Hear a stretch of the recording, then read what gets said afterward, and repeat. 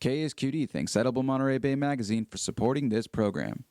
Edible Monterey Bay Magazine delivers a story on local food and drink across the region through its quarterly magazine and weekly newsletter. The new spring issue is now available. Readers can sign up for the weekly newsletter at ediblemontereybay.com. All right. Thank you to our supporters and our donors for keeping K-Squid alive and on the air. I'm Rachel Ann Goodman.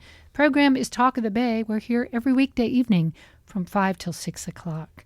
And Tracy Lynn Bunce is my next guest. We're going to talk about a really fun event that's been going on for quite some time. Hi, Tracy. How's it going?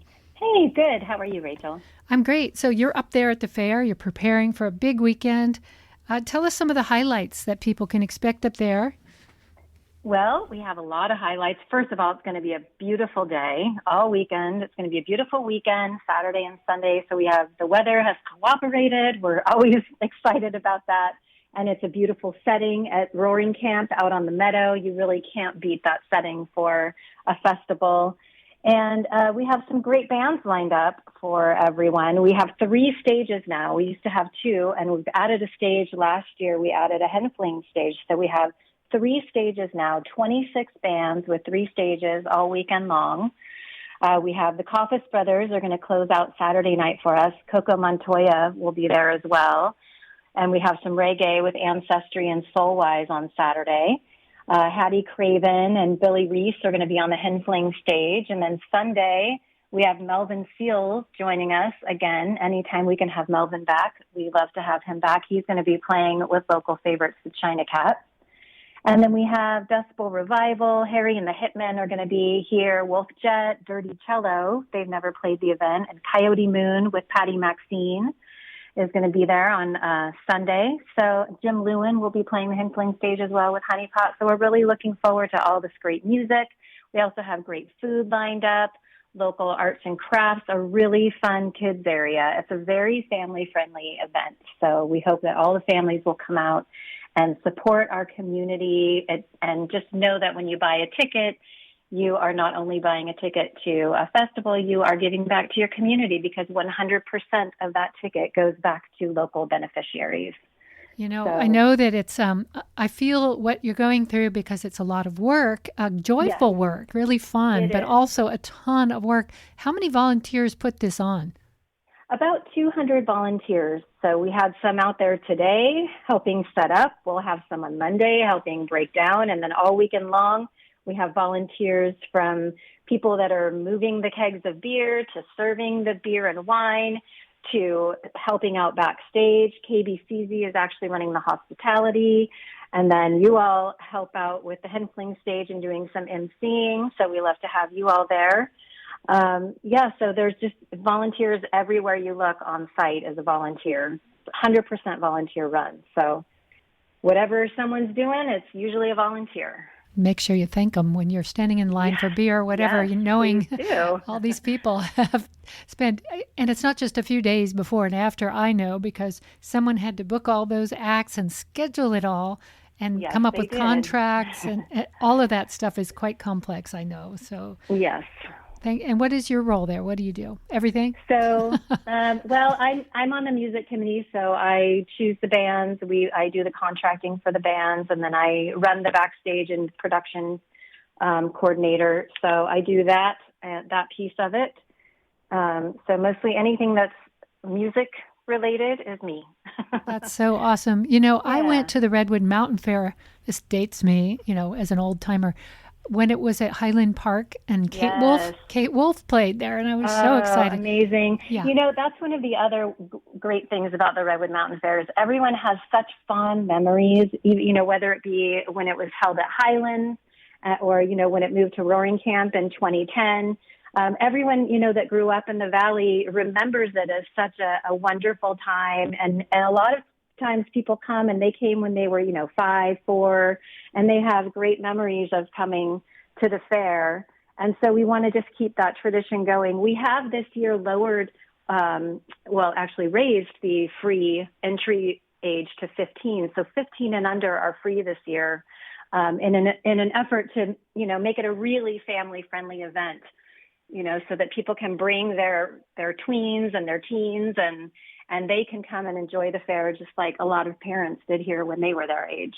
That's such a good idea. I think we, in all of the arts, need to include multi-generational ticket prices because families like to go to things together. Maybe 15-year-olds will pretend they don't know their parents, but it's a wonderful thing to expose them to that communal feeling. It's not just the music, it's the sense of a bunch of people together dancing and having fun and smiling, and putting on face paint and just doing fun things together. And even if you didn't like the music, which is hard to imagine because there's quite a variety, that you'd still have a good time, just people watching, if nothing else, I think so too. Looking at the way people dress. I mean, Santa Cruz comes out for this thing, and so you'll see a lot of rainbow. I even saw some squid hats that weren't K-squid. So that, nice. Yeah. Everyone's coming out in costume. Everyone. Yeah, people love to dress up. And we really focus the committee. It's not just me, believe me. There's a committee of 6 of us that start planning this in September, October. Wow. And so, it does take quite a lot of time and efforts to do it, but we really enjoy doing it. And we always try to focus on the idea that we are really celebrating our community. It's kind of a time to show off the SLV, the Valley and what we have to offer in Santa Cruz County. And, and most of that is the people. It's really about the people and the community. So it's such a fun community event. And we hope everyone will come. If you've never been before, we really highly suggest you come and check us out. There are teen and senior tickets too that are discounted price. Tickets do go up tomorrow at 11:30 p.m. So make sure and get your pre-sale tickets. They'll go up $10 at the gate. So get them tomorrow or today if you're planning on going. And we hope to see you out there. It's going to be a beautiful weekend. What's the senior age? They keep changing it a different, depending on where you go. 65. I believe it's 65, yeah. Okay, that's good to know.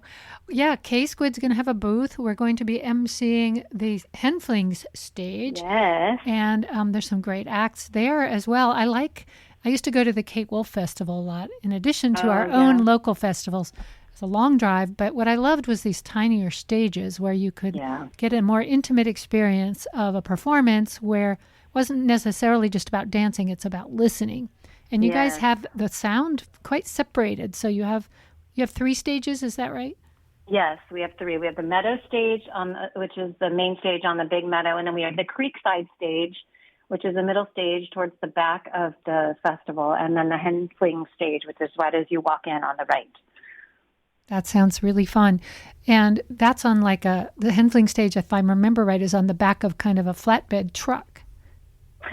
No, we went bigger last year. So we had a bigger stage last year, a real stage for our performers.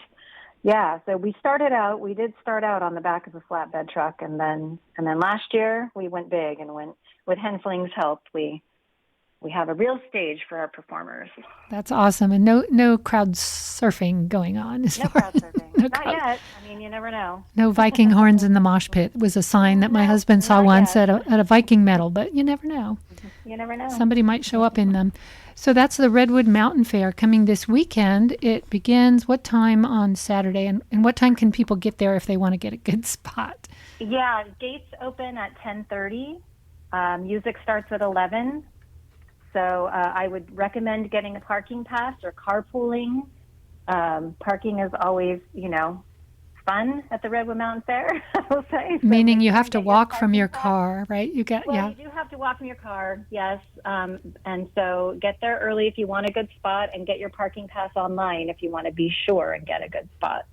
Very good advice. And as far as the artists go, how long are the sets generally? Because people will want to walk back and forth between... Yeah, it depends on the stage. The Henfling stage, the sets are typically about 40 minutes.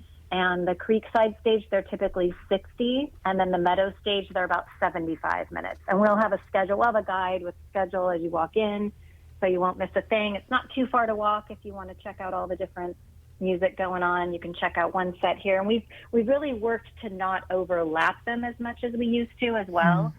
So you can really catch each band if you want. That's a wonderful thing because people who are sound sensitive, just even the bass from another stage can make them distracted or, you know, listening to two bands at the same time. But you really worked around that, which is great. Yeah. Now, you have some returning bands you mentioned, like Melvin Seals. Can you talk about their history with the festival?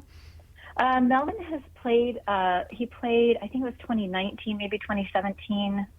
He played with the China Cats, so he's going to come back. Anytime we can get Melvin, we're happy to have Melvin at the fair. He's just such a joy and to watch play and hear play and dance to.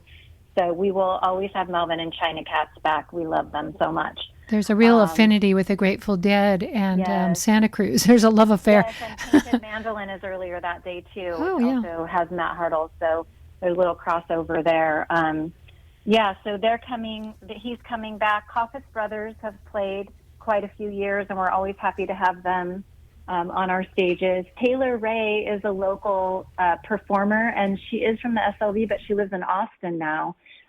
So we were happy to bring her back. She has played in the past, but we're happy to have her back, even though she's moved on to a different town. She's still a local girl in our hearts. So she will be playing again for us. And let's see, we have some new bands that we've wanted for a while and finally made it happen. Dirty Cello is coming. We've had a lot of requests for them, so I'm really excited to see their set. And Broken Compass Bluegrass just played Strawberry, and they're going to come and play for us, and they're really taking off. I saw them a few years ago, and they're really talented musicians. I hope that you can catch that set. Is that Saturday or Sunday? That's Sunday. Oh, good. That's Sunday at 1:55 on the Creekside stage. I will get there early enough to go see them. Yeah, you should check them out. They're really great. I'll be emceeing over at the Henfling stage later, but Perfect. I think I can get there early enough. I definitely want to see them. And I've heard of Dirty Cello, but I haven't seen them, and they do play cello. Yes, she does play a cello. They do play the cello. Mm-hmm. Well, I want to thank you, Tracy, for all the incredible work you do putting on the Redwood Mountain Faire and your team. I know it's not a singular effort, but it is a small group to put on such a fabulously large and effective festival. So thanks for doing it and including so many nonprofits in your reach and supporting all these great works in the area. I really appreciate what you're doing. Thank you. Thanks for having me. All right. Thanks for checking in. Okay. Bye-bye. And I wanted to mention that we have a pair of tickets to give away to this fabulous festival, and we're going to give them away at the end of the show for either day, either Saturday or Sunday, to the Redwood Mountain Faire, to a lucky K-Squid listener who will call us, not now, but when First Person Singular starts at the end of the show. So it's going to be at 831-900-5773, but just not right this second. Wait till you hear the start of First Person Singular at the end of the show. Call, and the first caller will get a pair of tickets to go to the Redwood Mountain Faire this weekend up at Roaring Camp Railroads.